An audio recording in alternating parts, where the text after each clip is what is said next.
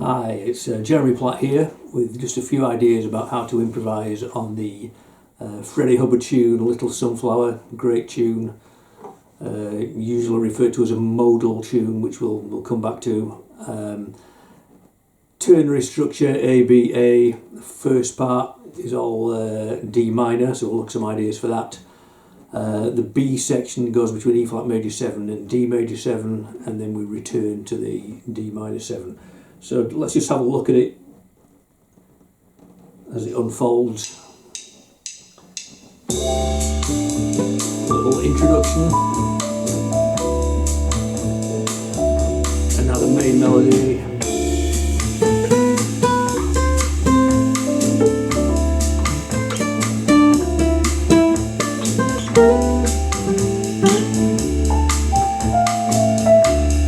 E minor 7 still, that's going to all repeat.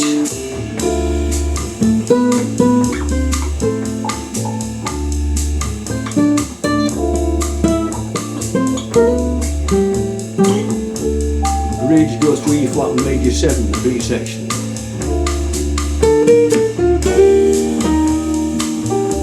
Stays there.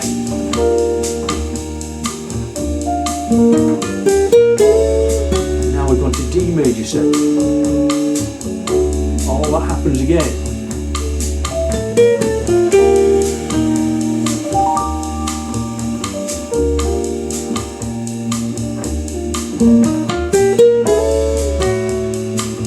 And then we would return to the D minor 7 for the repeat of the A section. And so on. Okay.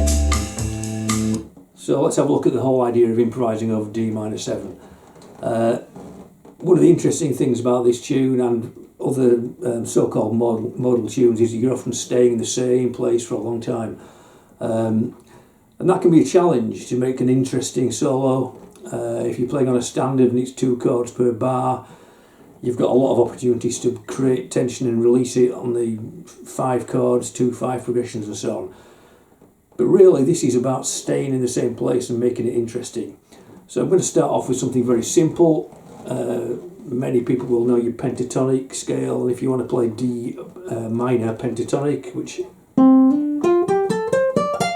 is one way of playing it, and a lot of people know that, that's going to work through the whole A section. Your challenge then is to make interesting phrases, leave some space. Personally, I am never thinking about a scale or a mode when I'm playing. I'm always thinking about target notes and what's the harmony. So it's a challenge for me from that point of view. You can also add a little bit of blues into it if you want to add your flat 5.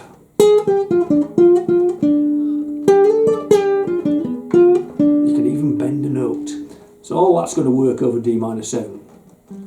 But let's look at the modes, the modal idea. This tune is normally referred to as being in D Dorian, and now it's important to remember a mode is simply just a different arrangement of tones and semitones. It's just another type of scale. Quite often people will write in D Dorian because D to D on the white notes of the piano gives you a Dorian scale. If people write in Lydian, quite often in F, because on the piano F to F is white notes, and it gives you the raise 4 of the Lydian mode. But it's important to remember that you can have any kind of mode, Dorian mode. It could be E flat Dorian, it can be G Dorian or whatever.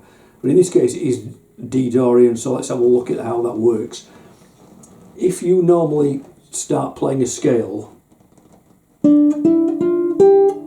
minor scale, and you go to the first 5, you're going to recognise that sound a lot.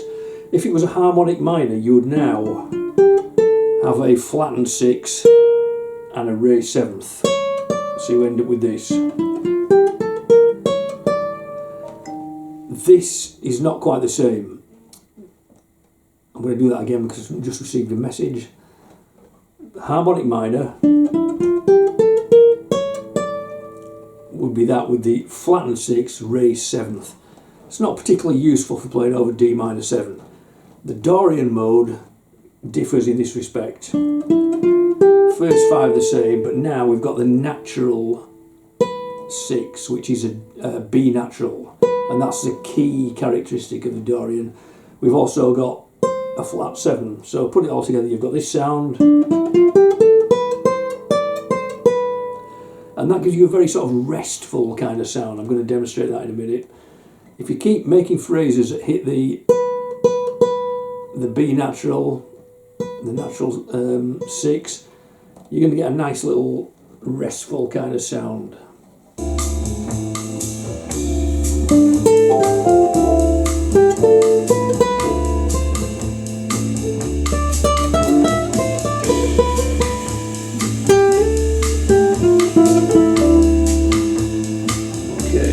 It's also nice to finish, it gives you 3 really nice notes. You've got the E, which is a 9, you've got the G is the 11, and the B, we could call it a 13, I'll call it the natural 6 for now. If you end a phrase on those, it really makes a quite distinctive atmospheric change. Okay, so this is for your A section, D Dorian. We mentioned the pentatonic before. If you are somebody who is into the pentatonic scales and so on, E pentatonic, which I'm going to put here, has got all the same, a lot of the same notes rather, that it shares, and A minor pentatonic has enough notes in common to just give it a slightly different flavour, so you might want to just drift around in front of those things. But as we said before, try and play musical phrases, leave some space. Don't just run up and down a scale, it'll get boring very, very quickly. Those 3 notes I mentioned before, the 9, the 11, and the natural 6, they make an E minor triad, so you could even be thinking of that when you're playing. So there's a lot of alternatives there. I'm just going to go through a few of those, using a jazz backing track here, obviously, high quality. So, D minor pentatonic.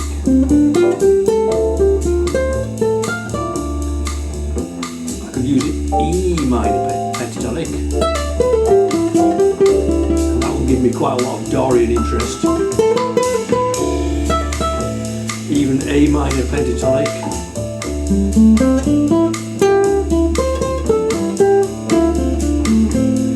Or I could be just thinking Dorian.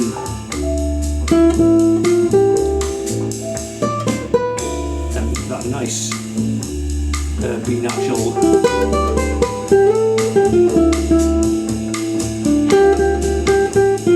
It's really nice to end on the 9 or end on the 11th. You can put some chromaticism by linking in between.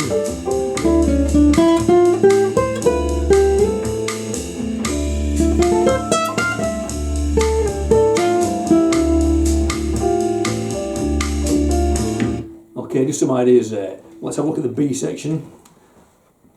E flat major 7. I think with a lot of the modal tunes like Milestones, Miles Davis, or Impressions by Coltrane, when the chord does change, it's a big event. Unlike in standards where the chords are changing all the time. I'm always going to be looking for target notes. We go to E flat major 7. So I'm going to try and hit a 3rd, which is a G. I'm going to try and hit a 7, because they really help define the chord. I really like when a line starts on the 1 chord like D minor 7 and then finishes on the E flat, rather than waiting for the chord to change all the time and then reacting to it. You can do that, of course. I'm going to be using basically like an E flat major feel. You tend to find on a major 7th chord, it's a little bit Lydian really. I'd always rather use the race 4, which is an A natural, rather than the normal A flat, which is the natural 4. But I'm going to be trying to hit lots of 3rds, lots of 7ths. Again, if you are thinking pentatonically, over your E flat major 7, C minor will work. soul G minor. Once we've done that, we're just going to drop a semitone to D major 7. So basically everything I just said there needs just transposing. When you're playing here, I'm going to be hitting F sharps if possible to get that feeling, or C sharps. Ideally I'd do that on maybe beat 1 of the change, but not necessarily. And if you're pentatonically minded, you can just drop those 2 scales, so C minor. I mean, one of the beautiful things about guitar is I just need to move that down. I've got B minor, and I've also got F sharp minor pentatonic. Okay, and once we've done that a couple of times in the B section, we've got to get back to the D minor 7. So let's just have a couple of goes at that.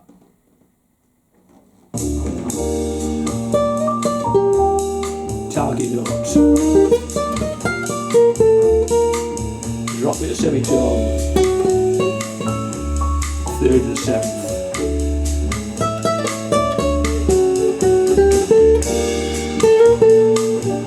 There's that raised 4.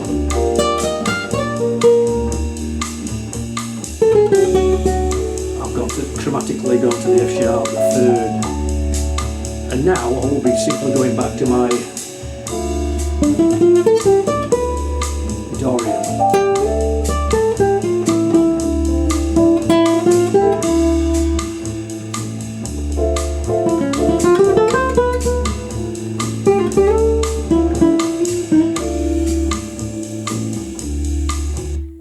So just some ideas there.